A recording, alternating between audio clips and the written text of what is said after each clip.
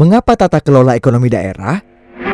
Perihal arti penting tata kelola dalam sektor publik, guru manajemen Peter Drucker pernah menulis, sejatinya tidak ada negara yang miskin, terbelakang, kecuali yang tak terkelola, bermodalkan mutu tata kelola dalam artian luas. Banyak negara yang langka sumber daya alam justru makmur ekonominya. Indonesia di era desentralisasi juga mulai membuktikan kebenaran ujaran tersebut. Sejumlah daerah yang terbatas dari sisi sumber daya alam dan kurang strategis dari segi lanskap geografi ekonomi justru relatif sukses membuktikan diri sebagai daerah yang maju ekonomi dan layanan publiknya. Daerah-daerah berkategori inovatif tersebut menjadikan tata kelola sebagai instrumen untuk bersaing dan mengejar ketertinggalannya. Mereka memiliki pemimpin perubahan, kepala daerah, pemerintahan yang bekerja, efektif birokrasi dalam sistem terlembaga, strategi fokus yang menjadi kerangka dan orientasi dari perencanaan, penganggaran, hingga program kegiatan pemerintahan. Mereka meretas jalan pembangunan ekonomi berbasis investasi swasta.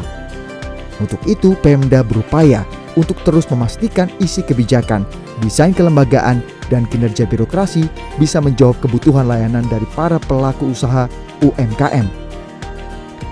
Dalam studi ini, kota-kota di wilayah timur Indonesia dengan skala ekonomi sedang menengah adalah contoh kuat yang bisa ditunjukkan.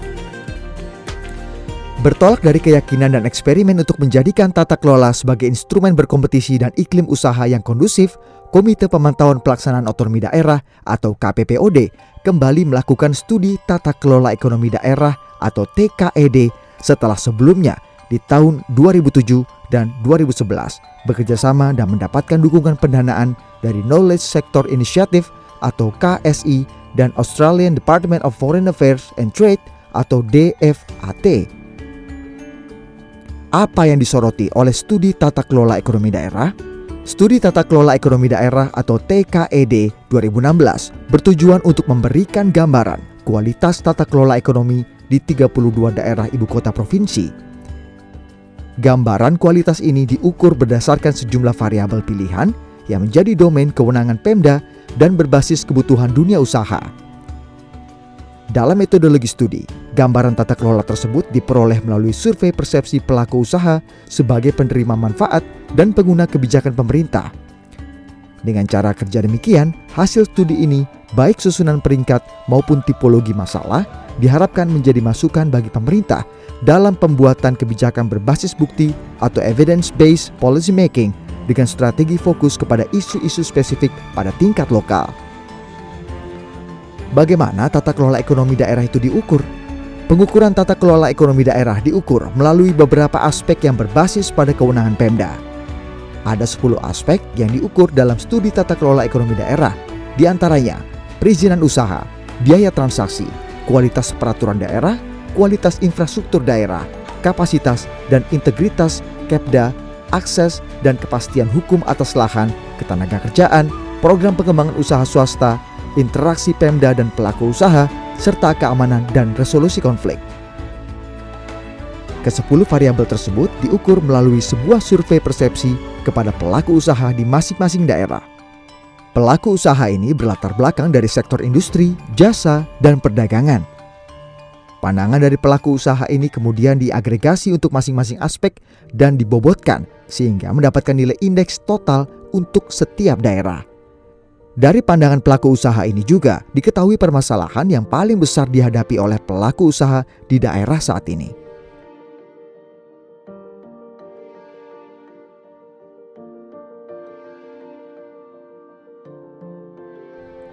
Sebagai catatan akhir, yang pertama, strategi perbaikan iklim investasi dan daya saing daerah dapat dimulai dengan meningkatkan tata kelola. Studi TKED 2016 telah memperlihatkan bahwa peningkatan kinerja tata kelola tidak lagi didominasi oleh daerah-daerah di Indonesia Barat. Daerah-daerah di belahan tengah dan timur mulai menunjukkan perbaikan tata kelola dan mengejar ketertinggalan. Untuk menjaga momentum tersebut, perluasan reformasi masih menjadi fokus utama melalui kerangka kebijakan yang terfokus pada agenda perbaikan tata kelola, khususnya reformasi regulasi, kelembagaan, dan pelayanan usaha di bidang ekonomi.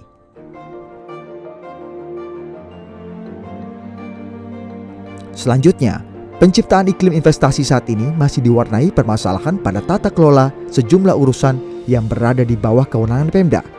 Perizinan usaha, program pengembangan usaha, dan interaksi Pemda dengan pelaku usaha merupakan 3 besar masalah utama tata kelola.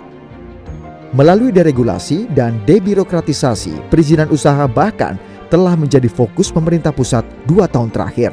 Ke depan, jelas diperlukan respon perbaikan yang berlandaskan strategi fokus kepada 3 masalah utama di atas, memastikan relevansi kebijakan dan keberpihakan kepada usaha berskala mikro kecil menengah, serta mendorong semakin terbukanya ruang pengambilan kebijakan yang berbasis pada kebutuhan layanan usaha yang krusial dalam peningkatan produktivitas.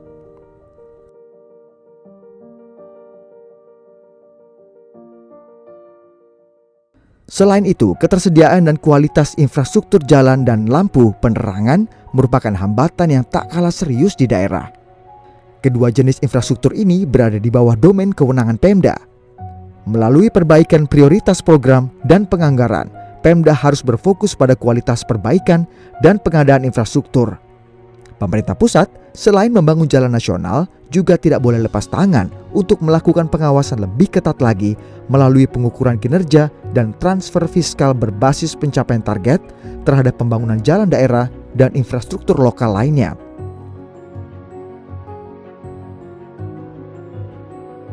Yang terakhir, peran kepemimpinan, kapasitas, dan integritas Kepda menentukan efektivitas kerja birokrasi dan inovasi pelaksanaan tata kelola ekonomi di daerah.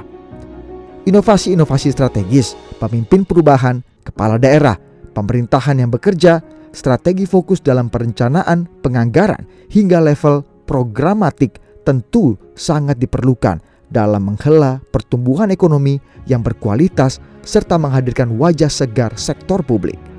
Untuk mendapatkan kepala daerah yang memiliki kapasitas dan integritas, diperlukan terobosan politik berupa penataan dari hulu, kaderisasi partai, dan reformasi elektoral atau pilkada.